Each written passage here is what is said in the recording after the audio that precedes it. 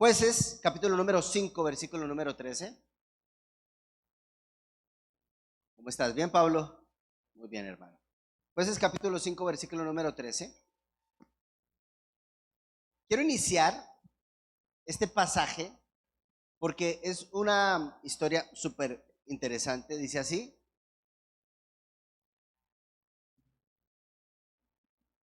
Josué. ¿Yo dije jueces yo? Es Josué, perdón. Esta dislexia me tiene mal. Confundo junio con julio, agosto con octubre. Bueno. Josué 5:13. Cuando Josué estaba cerca de la ciudad de Jericó, miró hacia arriba y vio a un hombre parado frente a él con una espada en la mano. Josué se le acercó y le preguntó: ¿eres amigo o eres enemigo? Ninguno de los dos contestó: yo soy el comandante del ejército del Señor. Entonces Josué cayó rostro en tierra ante él con reverencia. Estoy aquí a tus órdenes, dijo Josué. ¿Qué quieres que haga tu siervo?, preguntó.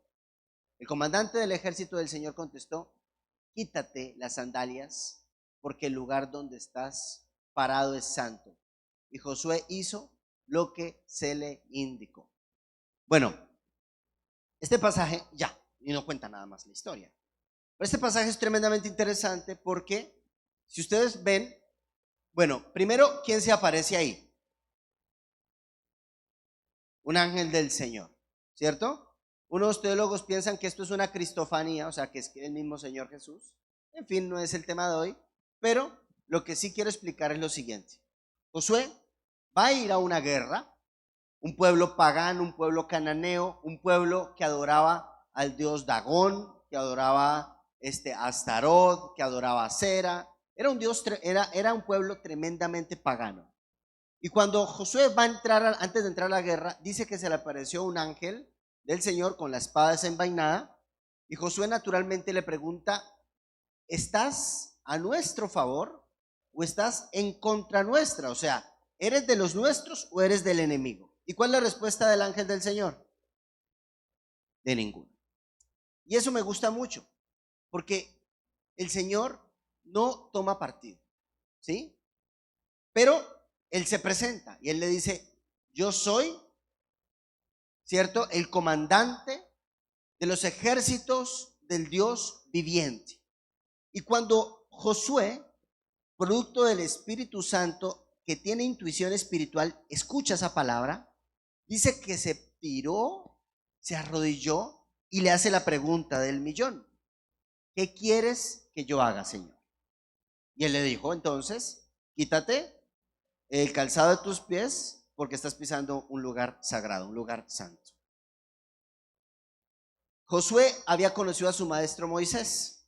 ¿Y se acuerdan que Moisés, cuando se encuentra con la zarza de fuego ardiente, pasa lo mismo? Que la zarza de fuego ardiente le dice: quítate la sandalia de tus pies, porque el lugar donde estás pisando es santo. Bueno, hermanos, a mí me gusta mucho esta escena y quiero iniciar porque hay atracciones peligrosas, porque tenemos miedo. Porque cada vez que tú te vas a enfrentar con un desafío nuevo en la vida, con una etapa nueva en la vida, por ejemplo, no es fácil salir de la niñez a la preadolescencia, no es fácil salir de la adolescencia a la adultez, no es fácil salir de la adultez soltero a la adultez casado, no es fácil salir de la adultez casado a la adultez divorciado o viudo, que es la misma cosa, ¿cierto? No es lo mismo salir de la maternidad al nido vacío. Cada etapa de tu vida representa nuevos miedos, nuevos retos, nuevos desafíos. Y en esos miedos y en esos retos, en esos desafíos, uno se pregunta: ¿estará Dios en contra de mí o a favor de mí? Y esa es una pregunta errónea. La pregunta, y escríbelo ahí en tus notas de estudio, es: ¿yo estoy a favor del Señor?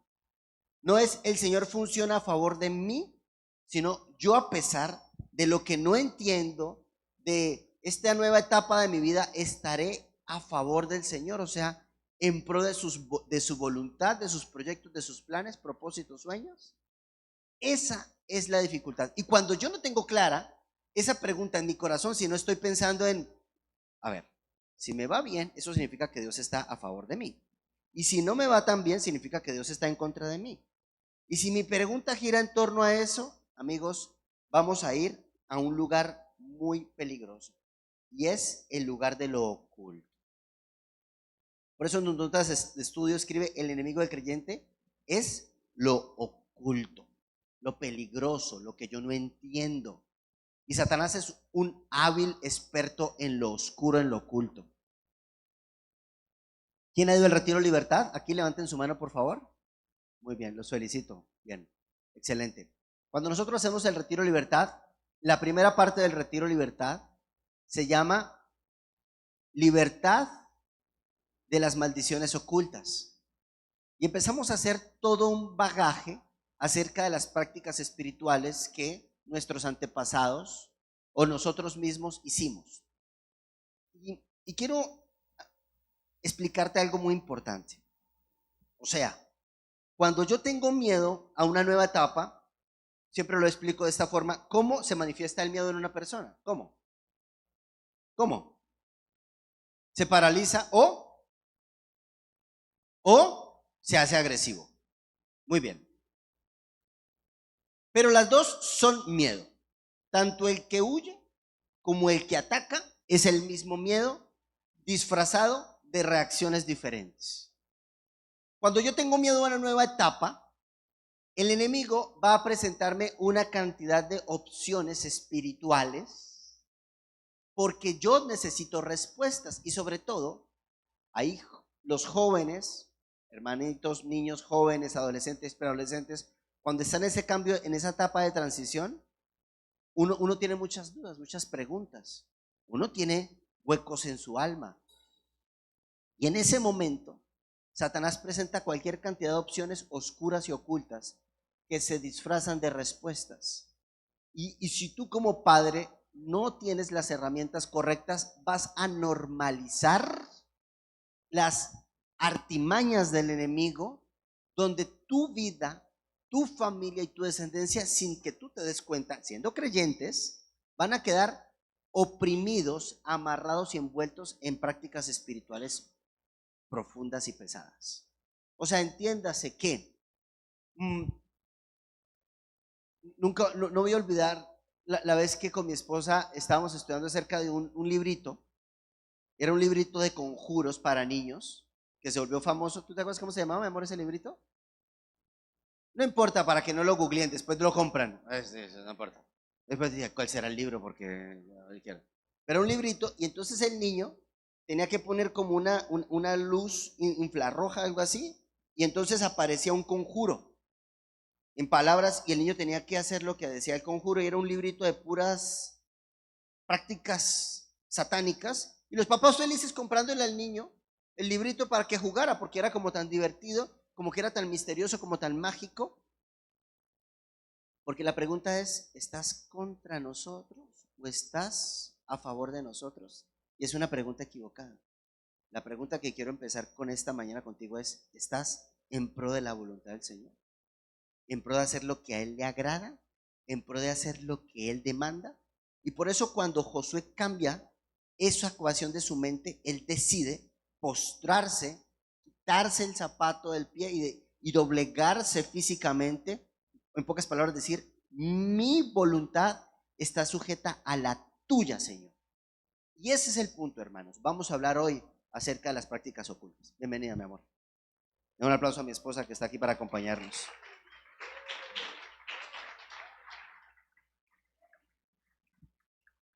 Bueno, guiándonos con nuestras notas de estudio, vamos a iniciar este bosquejo de atracciones ocultas y ojalá nos podamos llevar hoy herramientas poderosas para saber edificar nuestra casa libre de todo este ocultismo y en fin, todo lo que no agrada al Señor.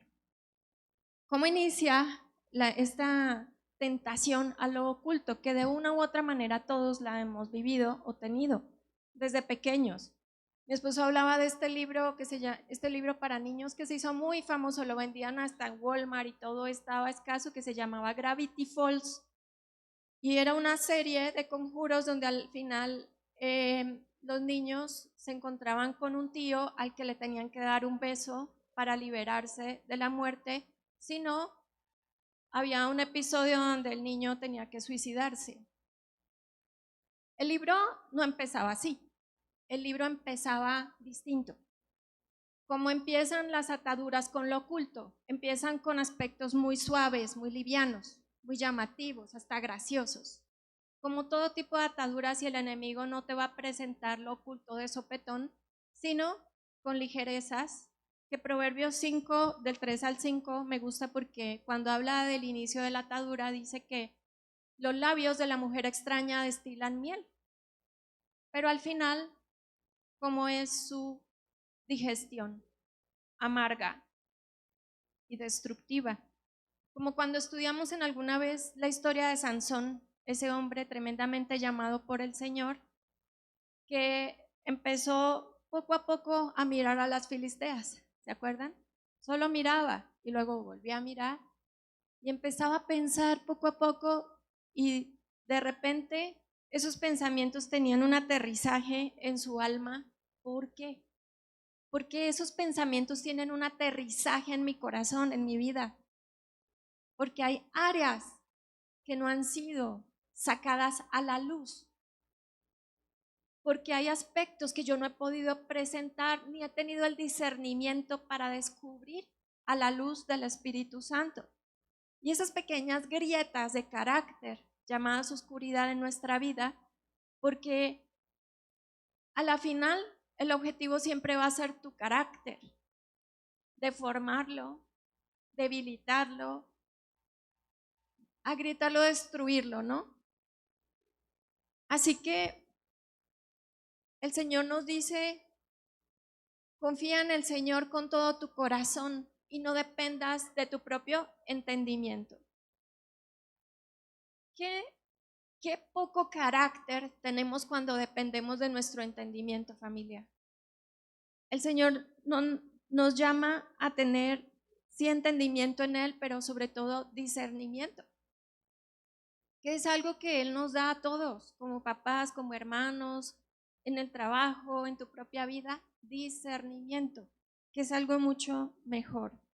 Es como poder, cuando sales de una óptica y por fin te ponen el lente para mirar, ay, te cambia la vida, ¿no? Justamente eso pasa en el corazón. Y también sucede que una de las características del carácter débil es la duda. Cuando dudo demasiado por ese carácter roto, mi esposo hablaba de el rey Saúl. Acompáñenme por favor a 1 Samuel 10, versículo 6.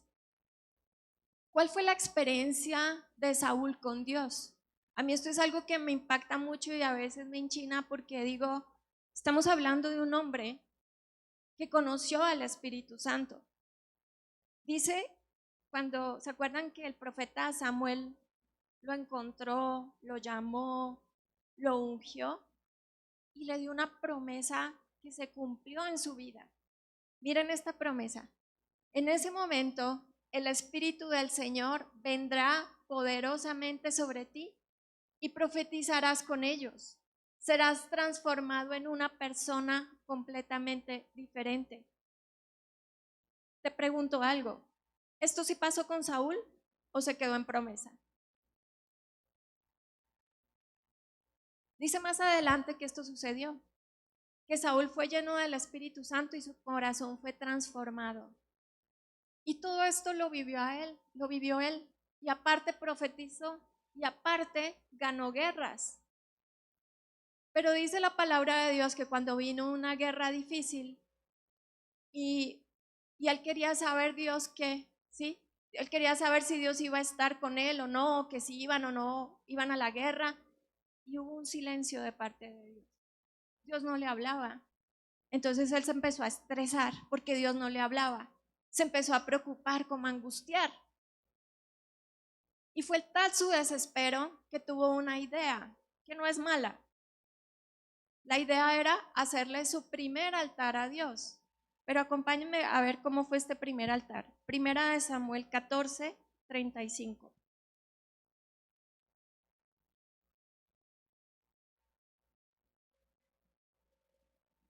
esta es, no, sí, perfecto. Luego Saúl construyó un altar al Señor y fue el primer altar que él le hizo a él. Y después Saúl dijo: persigamos a los filisteos toda la noche y saquemos sus bienes hasta el amanecer, destruyamos hasta el último hombre. Y los hombres respondieron: haremos lo que a ti te parezca. O sea, imagínense, este primer altar fue, a la final, trajo mucha vergüenza al corazón de Saúl, porque su intención era mover la voluntad de Dios a sus miedos, era mover el mundo espiritual del Señor a sus frustraciones y a sus miedos más grandes, como era el de quedar mal en una guerra. Por eso es que el Señor no le hablaba, hubo un silencio. Y por eso es tan importante a veces los silencios de Dios. Cuando Dios hace silencio conmigo y aún yo aprendo a adorarlo en el silencio y descansar en su silencio, es cuando yo puedo realmente entender que fui hecha para Él y por Él. ¿Por qué le tengo que exigir a Dios una respuesta ya? ¿Por qué tengo que decirle que me hable ya? ¿Por qué tengo que entrar en esa ansiedad? Ojalá no nos suceda esto, pero más adelante, y quiero enfatizar, bueno, todo este tema de la duda, porque a veces estamos tan enfocados en el éxito, pero des en cuenta qué tipo de éxito. Muchas personas preguntan, bueno, ¿y qué es el éxito? Yo quiero decirte algo, el éxito es que el Espíritu Santo se manifieste a través de tu vida. Eso realmente es el éxito. No ganar la guerra ahí justamente, porque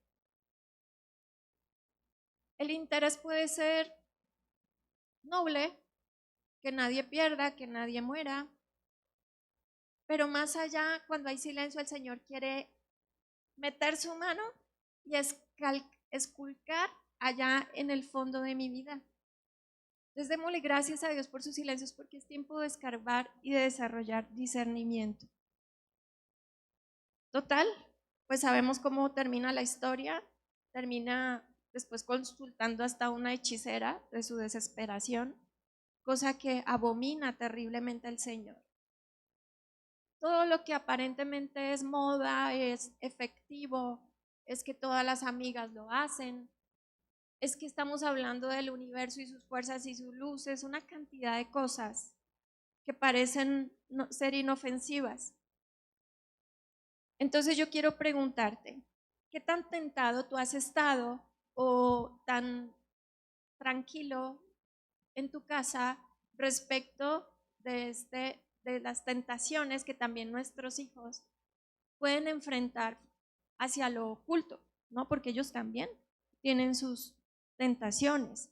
Y más cuando estamos rodeados de tantas tradiciones tan grises y oscuras, ¿sí? Como muertos, o sea, alguien en el devocional esta semana nos enseñaba que de pronto en el embarazo orabas tanto por ese hijo porque saliera bien, porque no le pasara nada, y a los 4 años porque tuviera vida, porque fuera sano, y a los 4 años lo viste de muerto y sin darte cuenta, o sea, ¿qué pasó ahí? O sea, como que hay algo que no cuadra, ¿sí? Hay algo que fue como un altar momentáneo al Señor, y después, ¿qué pasó? La curiosidad, que de pronto es divertido, como el morbo de no me da miedo, no me da miedo, y de niños nos vimos esa película espantosa o nos metimos a la casa del terror a ver quién gritaba más y todo eso, pero definitivamente son aspectos que alteran nuestra mente, sin lugar a duda acentúan nuestros miedos, nuestras fobias y nuestra manera, el diseño que Dios quiere que enfrentemos la vida.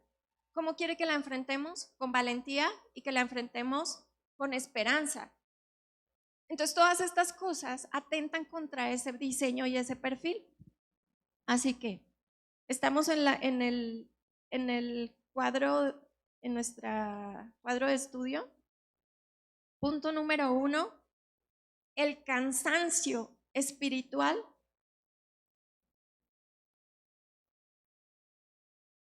cuando la fatiga te vuelve vulnerable. Cuando se estaba construyendo nuevamente restaurando los muros, en Nehemías 4:10 explica cómo cuando el alma está cansada, trata también de buscar ayuditas, cierto tipo de apoyo en lo superficial, ¿sí? Cuando estás cansado, cuando estás agotado. ¿Y por qué nos cansamos? Muchos de nosotros nos cansamos porque estamos haciendo las cosas en nuestras fuerzas, ¿sí? Muchas veces experimentamos ese agobio porque a la final nos ha costado descansar en la voluntad del Señor. Estamos muy presurizados porque se den las cosas y no nos sale y no nos sale. Punto número 2, vamos a escribir la vanidad. El éxito ideal sin propósito eterno. ¿Cuál éxito es el que tú estás buscando, alcanzando? Yo te pregunto, ¿de qué te salvó Dios? ¿De qué te salvó Él? Esa es una pregunta que de vez en cuando yo me hago porque ¿te salvó de los problemas? No. ¿Te salvó de uno que otro fracaso? No. ¿Te salvó de la aflicción? No. Él te salvó de la muerte, justamente. Te salvó del oculto y del reino de las tinieblas. De eso te salvó. Entonces, teniendo esto en cuenta, ¿yo cómo voy a ser un factor de bendición en medio de fracasos, en medio de pérdidas, en medio de tribulaciones? Y punto número 3, que es importante, acompáñenme a 1 Corintios 15, del 55 al 57.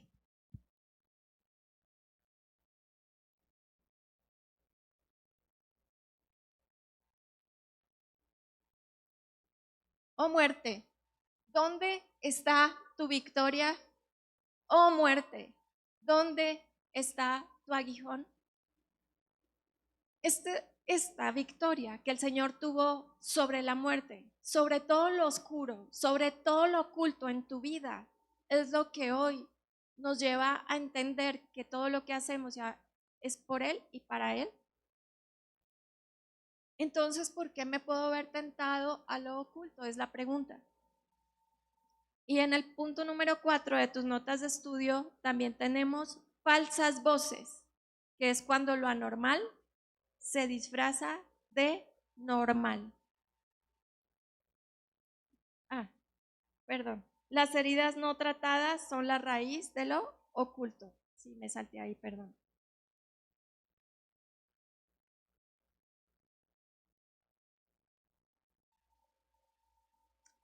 Normalmente, todo lo oculto se origina en la soledad, ¿cierto? La mayoría de veces.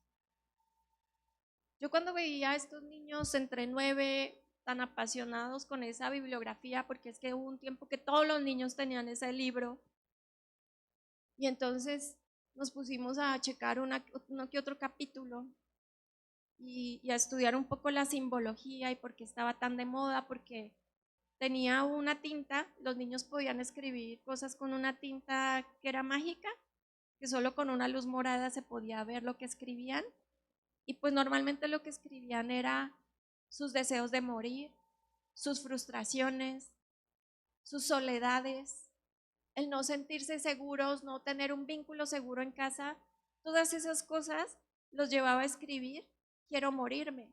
¿Alguna vez tus hijos o tus hijas han dicho me quiero morir? A veces uno se sorprende con la estadística, pero muchos de ellos sí han querido y han pensado en eso. Es muy triste que suceda aún dentro de la misma iglesia, pero sucede. Y es aquí donde yo tengo que prestar atención a esas heridas no tratadas.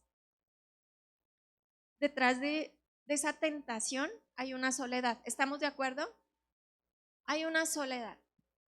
Bien, vamos con el siguiente punto y es falsas voces, cuando lo anormal se disfraza de normal. Pues no pasa nada, aquí nos divertimos en familia, eso lo hacía la tatarabuela, la abuela, la bisabuela, pues ¿por qué no lo vamos a hacer nosotros? Todas esas tradiciones, familia. En todos nuestros países hay tradiciones, leyendas, hábitos ancestrales. Pero la pregunta es, ¿voy a, voy a escuchar esa falsa voz o voy más bien a encontrar mis verdaderas raíces y orígenes espirituales? ¿Sí? ¿Cuál es el paso, familia, de hablar con alguien que murió al espiritismo? Dígame cuál es el paso de poder hablar con un muerto a llegar a practicar el espiritismo. Está pequeñito, ¿sí? Pero si se te aparece la abuelita que tanto amaste, te da un buen consejo y se te apareció como tu amiga en ese momento porque estabas pequeño, ¿sí me entiendes? Eso no salió porque sí.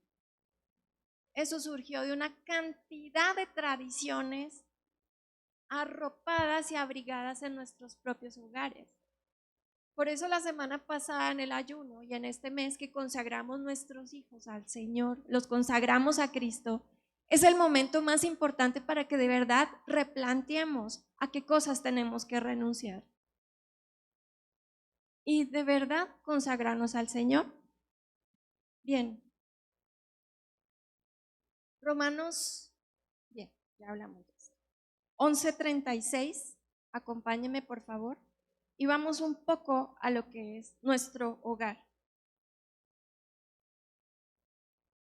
¿Cómo consagro mi matrimonio a Cristo?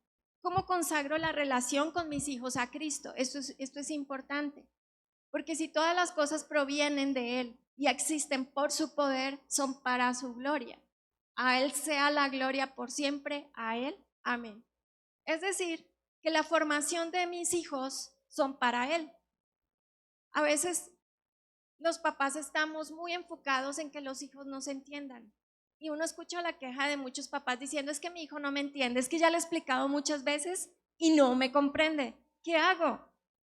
Y resulta que estamos demasiado concentrados en que me entienda lo que le estoy diciendo. Pero nosotros tenemos es que cambiar el enfoque y comenzar más bien en esforzarnos, en comprender qué es lo que Él quiere decir con su silencio, con sus acciones, con lo que no hace y con lo que no dice. Eso se llama discernimiento. Es decir, que nosotros como papás y mamás tenemos que desarrollarlo como maestro. De pronto tú eres la abuela y estás a cargo de tus hijos. De pronto tú eres la tía que está a cargo de ellos. Eres el papá que influye en muchas cosas. Y es por eso que yo te digo hoy, tenemos que llegar a este punto, ¿sí? Tratar estos 4 aspectos. Renunciar al cansancio, porque yo te digo, no nos podemos cansar, no nos podemos rendir. No podemos decir, esto está muy difícil, no puedo. Renuncio al rol o a la autoridad que el Señor me delegó. No puedo hacerlo. Y no sé en qué lugar difícil esté tu hijo, pero no podemos cansarnos. Punto número 2, el éxito real está en que desarrolles discernimiento. Ese es el éxito.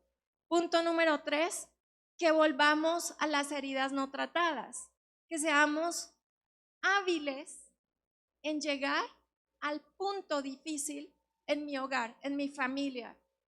¿Se acuerdan por qué en la escuela de matrimonios aprendemos a conversar no de los hechos, sino de lo de adentro? Asimismo tenemos que hacerlo con los hijos y renunciar a todas las falsas voces. Es decir, no nos acostumbremos a ellas, identifiquémoslas. Bien, ahora, si vamos al tema de nuestro hogar, de nuestra casa, ¿sí? Pensemos en ese niño que de pronto le empezó a gustar películas de terror. Pensemos en esa niña que de un de repente, ¿sí? Terminó leyendo cosas como muy satánicas, ¿sí? O la música, en fin, tantas cosas que uno dice, pero ¿por qué te puede gustar eso? ¿Sí? Uno dice en su corazón, ¿qué tiene de bonito eso? O sea, está rara esa música, está, eso que tú sabes que hay una mala, ¿sí? Como dicen acá, vibra. Pero yo a veces me pongo a pensar, cuando estamos platicando entre adultos, que es algo que yo he notado mucho, estamos en nuestra conversación importante, ¿sí? Y llega el niño a interrumpir y papá y mamá dicen, ay, no moleste, ¿sí? Estoy en algo importante, pero tú no eres importante. Ese tipo de cosas. Hay niños que les resbala y otros que no les resbala en absoluto, a la gran mayoría. O cuando llega y dice, mamá, es que te... Ay, sí, sí, sí, sí, sí. Y le entrego el celular para que muy sutilmente le diga, no molestes, ¿sí? Cuando el niño recibe ese mensaje, de que no estoy participante de lo importante, de lo que es la vida adulta, el niño crece y te das cuenta que ya tampoco él quiere estar en tu conversación. Te das cuenta que él ya entró en el mismo juego, porque él fue el juego que aprendió. Y como no está en la conversación, él crea su propio diálogo, muchas veces con la soledad, muchas veces con las mentiras del enemigo, muchas veces con lo sutil que es lo oculto, como la miel, porque la soledad se parece a eso. Hay algo que embona ahí, aunque no me hace bien, pero ¿cómo es posible que me pueda gustar eso? Porque hay algo que cuadra con el dolor de mi soledad o de rechazo, bueno, todo eso que estudiamos en teoterapia. Así que, ¿cómo estoy abordando eso? Y yo creo que si tú tienes hijos más grandes, bueno, no sé, ya adolescentes, ¿quiénes tienen hijos adolescentes? Levanten la mano, creo que el promedio es alto. Llamémoslos adolescentes de los 12 para arriba. ¿Sí? Ya los 12 no son niños. ¿Sí? Acuérdense que no estamos formando infantes, ¿no? Tenemos que formarlos para la vida. Adolescentes de los 12 años para arriba. Creo que hay un grupo grande, ¿sí? Y ya todos empezamos. Ay, Dios mío, viene lo bueno, ¿no? Ese terreno desconocido, porque fuimos adolescentes, por eso es que nos da, ¿sí? Nos da pendiente, porque fuimos adolescentes, porque conocimos el pecado del oculto, porque también somos pecadores. Y estamos identificando el pecado en los hijos. Sí, estamos descubriendo cosas, pero ¿cómo lo vamos a descubrir? ¿Y cómo lo vamos a tratar? Como Dios nos mandó que lo tratáramos. Por decir algo, si yo me fui con mi hijo y le compré unos tenis a la carrera porque los del colegio ya no le sirven y fuimos y venía así como agüitado porque era la única talla que quedaba de un modelo que no era su favorito, pero se fue al otro día al colegio con esos tenis y regresa del colegio así, pero molesto, enojado, frustrado, odiando esos tenis, llega, los avienta y uno dice, ¿qué pasó? Tú tienes dos maneras de abordar esa situación. Primera manera, le puedes decir que llorón, desagradecido, que te costaron un buen de dinero, te hubieses comprado otra cosa, ¿sí? Que tú si no tuviste quien te los comprara. O puedes decir, aprovechar el momento para llegar a lo secreto y oculto de su corazón. ¿Cómo estamos como padres aprovechando esas situaciones? ¿Qué preguntas le estoy haciendo? Porque yo le puedo decir en ese momento a mi hijo, no te gustaron, ¿verdad? No. Y no me dijiste, no me quisiste decir anoche, ¿verdad? No. No entiendo por qué no te gusta. Pues es que me dijeron que me había como un menso, que no sé qué, yo sí sabía que fulano tenía los mismos zapatos y no sé qué, y a mí no me importa por qué me critican cómo vivo, cómo hago, cómo soy, qué les importa cómo me he visto. O sea,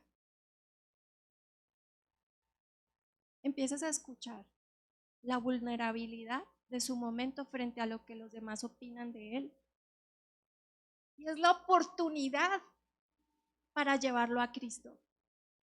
Es el momento perfecto para conducirlo a la misericordia y fortaleza que le da a un niño entender quién es a los ojos de Dios. Todos estos momentos, familia, yo le pido al Señor que de verdad nos dé la capacidad de llevarlos de una manera inteligente y prudente a los pies de Cristo. Eso no quiere decir que no haya que ponerle límites a los niños y todo eso, no. Pero me refiero a que no seamos superficiales, que nos enfrentamos a un mundo oculto del corazón que siempre lo ha habido, sí, como dice Proverbios 20, ¿me acompañan? Proverbios 20, versículo 5.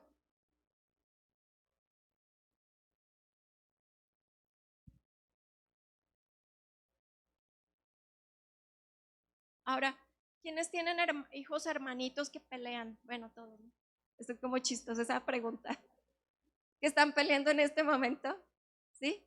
Entonces llega el niño mayor y ¡pum! Le pegó a la hermanita chiquita y la hermanita llega llorando. Y el hermanito, entonces tú dices, ¿por qué le pegaste a tu hermana? Pues adivina qué te va a contestar, ¿sí? Pero si yo le pregunto, ya cuando baja la marea y le pregunto, ¿qué se sintió pegarle a tu hermana? ¿Qué sentiste? Porque yo tengo que llevarlo a la raíz del pecado. ¿Qué sentiste pegándole a tu hermana? ¿Qué resolviste con eso? Cuando yo empiezo a indagar, y yo le digo al Señor, pídale al Señor que le pregunte, que sea el que le pregunte, muy seguramente lo vas a llevar a un momento de conciencia. Y cuando el niño es consciente de pecado, es muy fácil que ya no te obedezca porque estás ahí, que te obedezca de labios para afuera. Eso es muy triste. Que te obedezca y como dice el Señor, de labios me honran, pero su corazón está lejos de mí. Que nos pase eso con los hijos. Que de labios bien, o sea, por encimita, obedecí, cumplí, ya, ya, ¿sí? Pero mi corazón lejos de casa. Proverbios 25, leámoslo. Aunque el buen consejo esté en lo profundo del corazón, la persona con entendimiento lo extraerá. Si queremos darle una buena batalla al oculto, a los pensamientos de muerte en nuestros hijos, a los pensamientos de venganza, tenemos que tener entendimiento para extraerlo, ¿vale? Porque ellos son pecadores como nosotros, ¿cierto? También. Solo que nosotros conocemos un camino. Así que vamos a continuar con las consecuencias. Mi esposo va a continuar. Bueno, continuemos entonces, familia. Entonces la pregunta es ¿por qué un hijo caería en las cosas oscuras? ¿De dónde viene eso? ¿De dónde viene la fascinación, la obsesión por libros que tú te das cuenta que hablan de demonios, de orcos, de fábulas, de brujas, de todo ese tipo de cosas? Porque el niño, todos nosotros tenemos un área que sabemos, ¿sabes? O sea, un área visible, un área donde yo sé, tú sabes, todos sabemos. Pero hay un área de mi alma que ustedes no conocen, que mi esposa no conoce, que mi hijo no conoce y que ni yo conozco.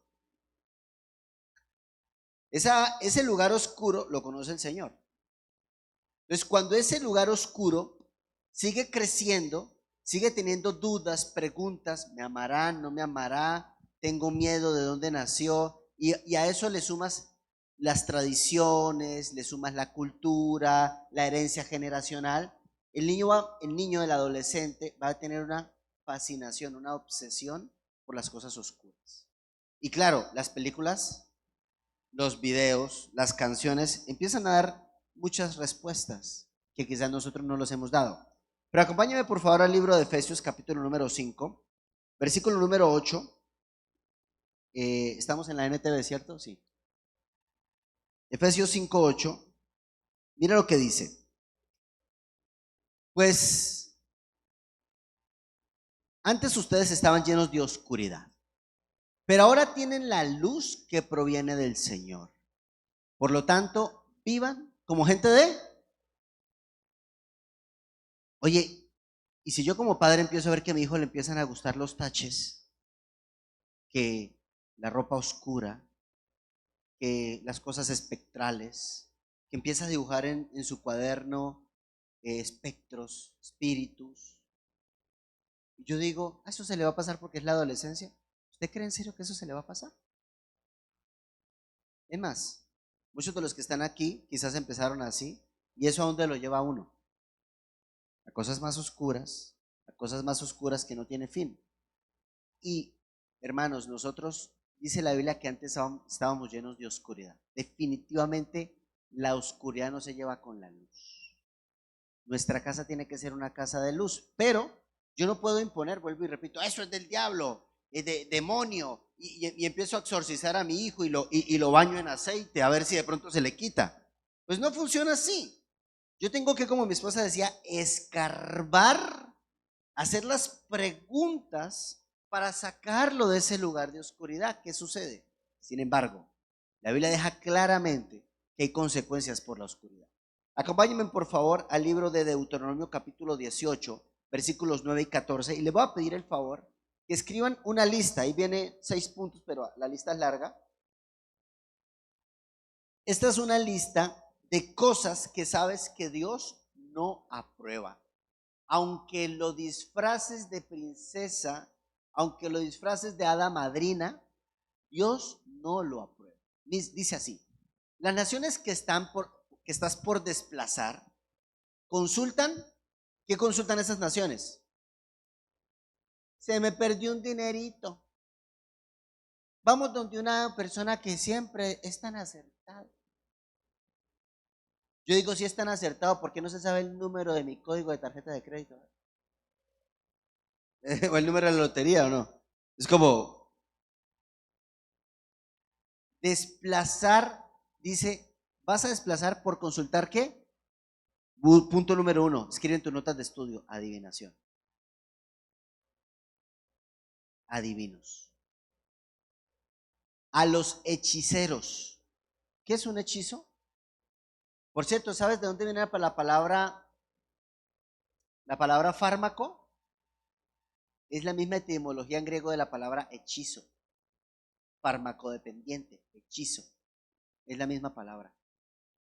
A los que buscan escúchame bien, cuando en una familia existe casos de farmacodependencia, entiéndase, drogas lícitas o ilícitas, porque las dos generan dependencia, en el fondo y en la historia de esa familia ha existido ocultismo. Es real. Y uno tiene que empezar a renunciar en el nombre de Jesús a ese ocultismo que hubo en mi casa, en mi historia o en mi vida, y que quizás yo no he pedido perdón o he renunciado a eso. Dice así: el Señor Dios te prohíbe hacer estas cosas. Siguiente. Moisés siguió diciendo: el Señor Dios les levantará un profeta como yo entre los hermanos israelitas y tendrán que escucharlo. Siguiente, por favor. Perdón, ¿dónde estás? Pon el versículo 9, please. Es que nos fuimos de una vez al 14. Cuidado de imitar las costumbres de las personas que viven allí. Versículo dicen cuáles son las costumbres. El 10. Por ejemplo, jamás sacrifiques a tu hijo o a hija como una ofrenda quemada. ¿Qué entienden por eso ustedes? No sacrifiques a tu hijo o a tu hija como una ofrenda quemada. Dicen otras versiones, no lo hagas pasar por fuego. Cada vez que tú vas a consultar o si has consultado, ojalá que no, adivinos, brujos, normalmente tienen velas, fuego, ellos normalmente tienen eso. No permitas que tu hijo sea pasado por fuego y que una vela y que todo ese tipo de cosas, peligroso. Tampoco permitas que el pueblo practique adivinación, hechicería, ni que hagan interpretación de agüeros. ¿Entiendes qué es interpretación de agüeros? ¿No saben qué es un agüero? Ay, que el gato negro. Ay, que se me partió el espejo. Ay, que tengo que ponerme los calzoncillos amarillos para Navidad. ¿En dónde se ponen? ¿En qué mes se ponen los amarillos? Para saber quién lo hace. Porque el que sepa la fecha es porque lo hace, hermano. Ay, que esto para el amor, que las 12 uvas, que las maletas, ajá, ajá, que las maletas, que cuando se levante de la cama, levántese con el pie derecho, porque el izquierdo ya le fue mal ese día. Ni hagan interpretación de qué, agorería, es eso. Eso es abominación, dice el Señor. Escríbelo ahí. 3, agorería. ¿Has tenido agorería en tu vida? Respecto al dinero, al amor, al sexo y a todo ese tipo de cosas. Y que además tradicionalmente las aceptamos. Ni se mezclen en brujerías. Eso es obvio. No hay brujería blanca, por cierto. Siguiente, por favor, 11. Ni hagan conjuros, que venga de paso el huevo. Hay gente que pasa huevo para yo no sé qué cosas. ¿Para qué es eso? Para las limpias, ¿no? Creo que es que hacen. Eso es conjuro. Eso se llaman conjuros. Tampoco permitas que alguien se preste para actuar como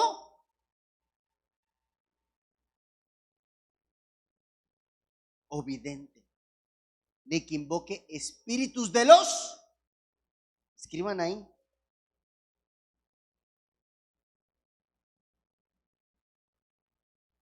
espíritus de los muertos. Pastor, pero es que tan bonito la ofrenda y el altar que hacemos el Día de Muertos. Es lindo, lindo, lindo. Pues si usted está haciendo eso, voy a empezar como inicié la predicación. Cuando Josué se presenta del ángel del Señor, él se presenta con una espada desenvainada.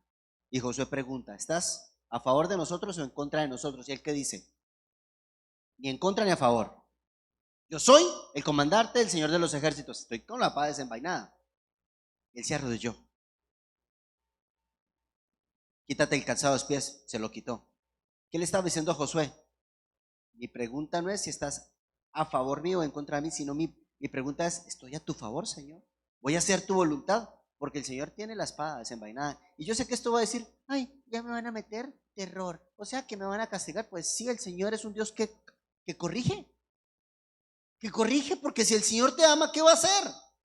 Hermano, va a hacer corrección.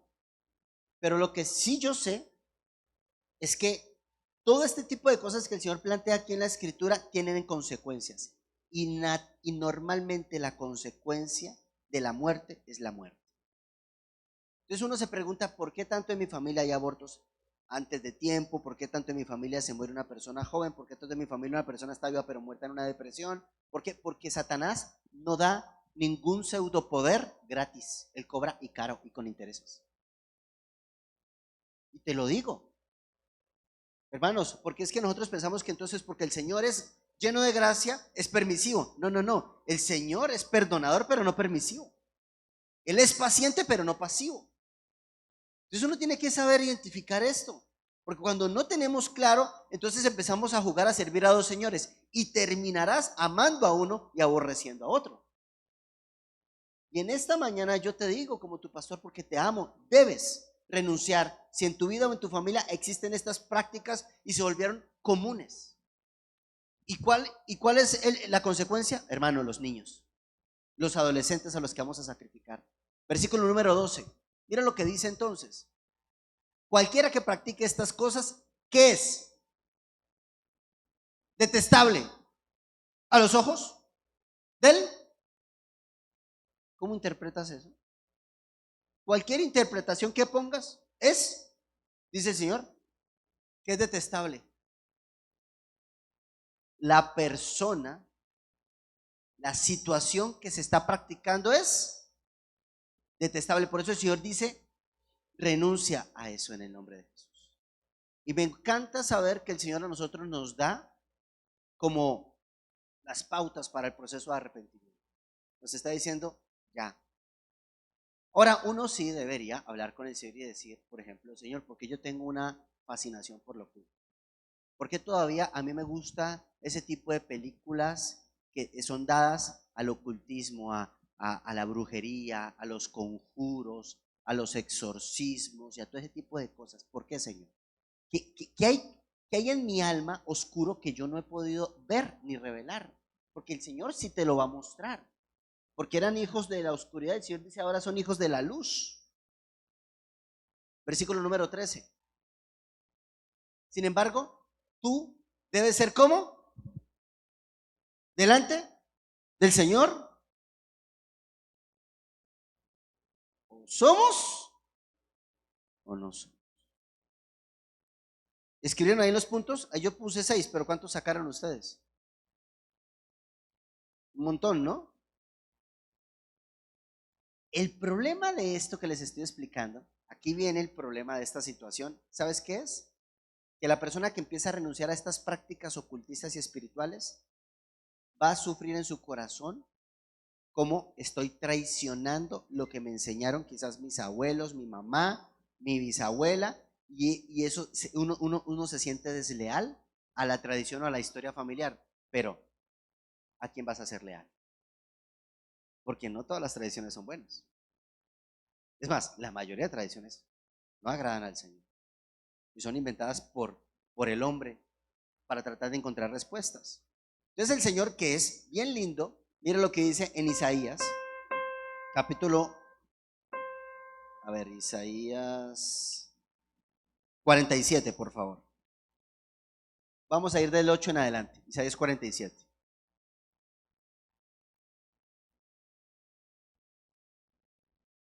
Digamos que el Señor va a hacer esto a forma de, va a utilizar la ironía. Mira lo que dice. Escucha esto, nación, amante de placeres, que vives cómodamente y te sientes muy seguro. Tú que dices, yo soy la única y no hago otra cosa y nunca seré viuda ni perderé a mis hijos. Mira lo que dice el Señor. Pues ambas cosas caerán sobre ti. Está hablándole a las naciones, a las personas que practican este tipo de cosas. Y esas personas que practican esas cosas lo hacen porque necesitan tener respuestas, sentirse seguros de, ¿o no? Porque lo que mi esposa dice es cierto. ¿Podré yo escuchar o esperar los silencios de Dios? ¿O tiene que Dios responderme ya? Y si Dios no me responde ya, yo busco mis propias respuestas.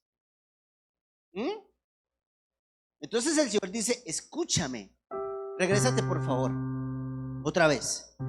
Que tú que dices, nunca seré viuda ni perderé a quién. Mira la consecuencia del ocultismo. No lo digo yo, lo dice el Señor. Versículo 9. Pues ambas cosas caerán sobre ti en un instante. Y uno se pregunta por qué un niño está deprimido. ¿Usted cree que es lógico que un niño esté deprimido? Discúlpeme, ¿usted cree que es lógico que un adolescente que tiene la flor de la juventud, la fuerza, las ganas de vivir, esté apagado y no te mire a los ojos cuando tú le hablas?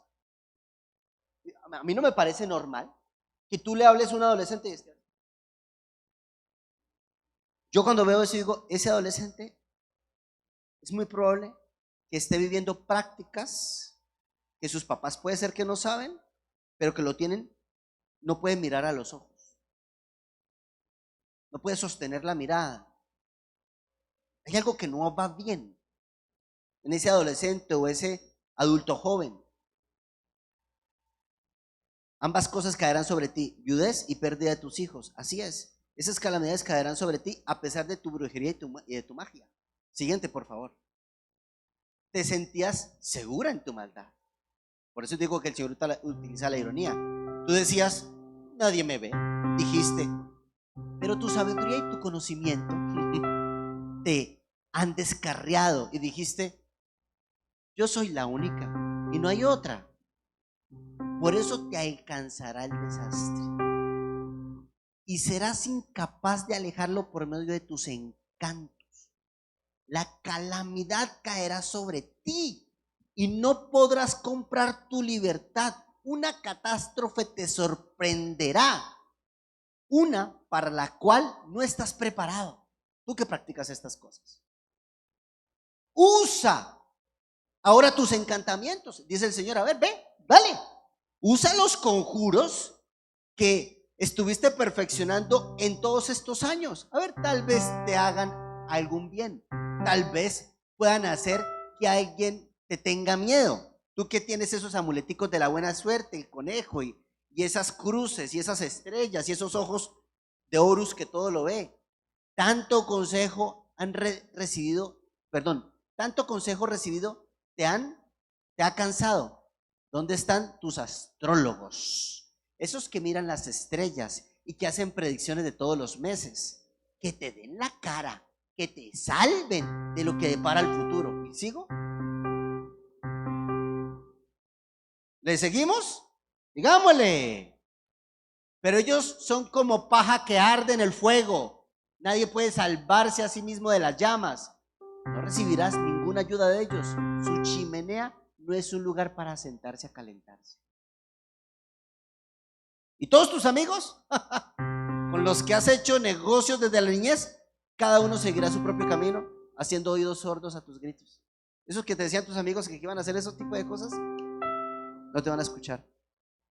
Entonces, el Señor, como que me gusta mucho esto a mí, la verdad, porque llega un momento en la vida cristiana donde uno dice, o estoy por el Señor o no estoy por el Señor. Pero yo no voy a estar con el Señor. A ver, ¿estás conmigo? Que me vaya bien en todo. Si no, yo busco mis opcioncitas. Porque, hermanos, estamos en un mundo donde una cultura que cree que una persona espiritual es una persona que se sienta en modo REM. ¿Sí? Y creen que eso es ser espiritual. O creen que una persona que es espiritual es porque es vegano o se viste de una manera determinada. Porque piensan que la espiritualidad tiene que ver con la práctica exterior. Cuando lo más espiritual que puedes hacer es sentarte con un hijo y preguntarle, ¿cómo te sientes cuando miras esa película? ¿Cómo te sientes cuando escuchas esa música pesada? ¿Qué pasa en tu corazón? A ver, ven, vamos a hablar de eso en mi corazón. Entonces, abortos, muertes prematuras, eso es una consecuencia de prácticas que ahora tú puedes estar acá en la iglesia y tus hijos pueden estar aquí, pero el corazón está aquí. Mis queridos jóvenes, ¿el corazón está aquí con el Señor? ¿O estás aquí diciendo, ojalá que se acabe rápido la reunión? ¿Cómo está el corazón? Eso es lo importante, hermanos. Continuemos. Mi esposa va a dar el cierre.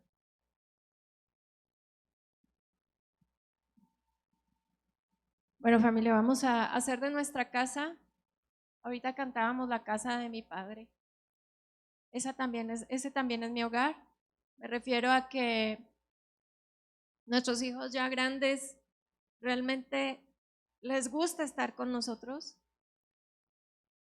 Encuentran que nuestra casa es un lugar donde hay relaciones seguras, donde hay vínculos buenos, donde encontramos la luz y la libertad, donde nos sentimos arropados espiritualmente, o es el lugar donde nuestros hijos quieren salir corriendo.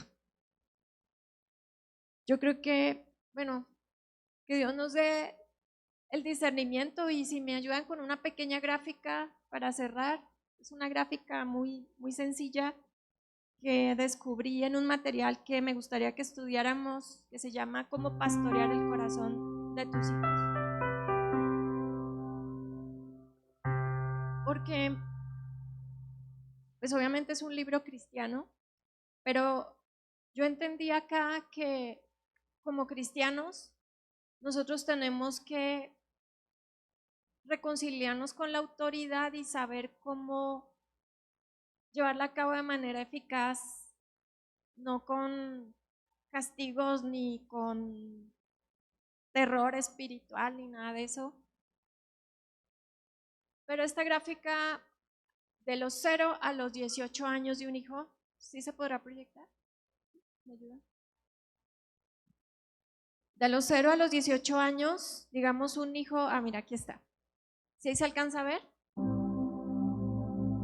Ahí tenemos una línea de autoridad que va en declive, porque la autoridad, como la concebimos, cada vez tiene menos impacto. Yo tengo más autoridad sobre un niño de 2 años porque yo le puedo decir, siéntate. Y el niño, ¿por qué? Porque yo te lo digo. El niño se sienta. Es más, hasta yo lo puedo sentar. Pero llega un momento en que esa niña va creciendo. Y cuando yo me encuentro en este punto, yo tengo que comenzar a permitirme trabajar con lo que se llama influencia sobre ellos. ¿Qué tan influyente soy? Y conforme los hijos van creciendo, yo tengo que permitirme ser más influyente y menos autoritario. Porque la influencia también es autoridad, también es liderazgo. Y si yo tengo una influencia espiritual, emocional, que inspira, porque orar es algo llamativo en mi casa, por eso los retos, porque los retos no son aburridos. O sea, estos retos que estamos haciendo, que ya casi vamos a terminar, son actividades que yo me he dado cuenta que cada vez hasta llega el hermano, el tío. Ayer nos enviaron una foto y estaban 3 familias, bueno, son del mismo apellido, pero se les hace... Yo pensé que eran retos familiares y resulta que se convirtieron en retos comunitarios. Me mandaron una foto donde había como 40 y dije, invitaron a los vecinos, a todo el mundo. Espérame, es que, hermanos, miren, lo lamento si tú en tu historia fuiste ignorante y no te enseñaron esto. Es tu culpa. ¿Estamos? Pero si es tu y si esto trajo consecuencias, y posiblemente en muchas familias trajo consecuencias.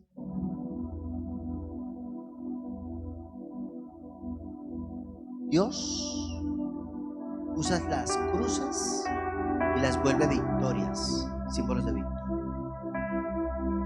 Dios utiliza tumbas y las convierte en victorias. Y si esto fue algo que tuviste que atravesar, te llevó al Señor para que tú y tu casa sean salvos. Pero lo que hoy también el Señor nos está diciendo es: no vamos a seguir jugando al yin yang, al encontrar el equilibrio entre lo bueno y lo malo. O somos o no somos. O estamos o estamos. Pero pastor, ¿qué hago si mi hijo ahora disfruta disfrutar al niño de muerto? Yo soy el abuelo, yo no puedo hacer nada. Sí. Escarban el corazón de tus hijos. Pídeles perdón por eso que tú enseñaste dentro de la ignorancia. Acércalos, no los alejes. Pero yo también creo, mire, es que yo estoy convencido de esto. Mi esposa decía algo: Dios me salvó de la muerte. ¿Se acuerdan que empezó así? Yo considero que como pastor en muchas ocasiones tendré que dar las enseñanzas duras y difíciles, porque no estaremos agradecidos si no sabemos de lo que nos salvaron, ¿o no? Es que mire, yo tuve un tío que sufrió de polio. ¿Se acuerdan cómo eran los niños que sufrían de polio? Quedaban con una pierna cojita y quedan cojos toda la vida y todo eso. Dime cuántas personas hoy hay de polio aquí que sufren de polio. Nadie. ¿Por qué no tenemos polio? Porque vacunan, ¿o no? Pero nadie agradece la vacuna. Yo creo que uno no es agradecido si uno no sabe de lo que el Señor nos salvó, que es no que una pierna esté coja, sino de la muerte eterna. Entonces tengo que decirte lo difícil. Si has vivido, quiero pedirte que lo interiorices y lo trates y lo trabajes y pidas ayuda. Si tú renunciaste a esto, gloria a Dios, porque ya sabes de dónde el Señor te sacó.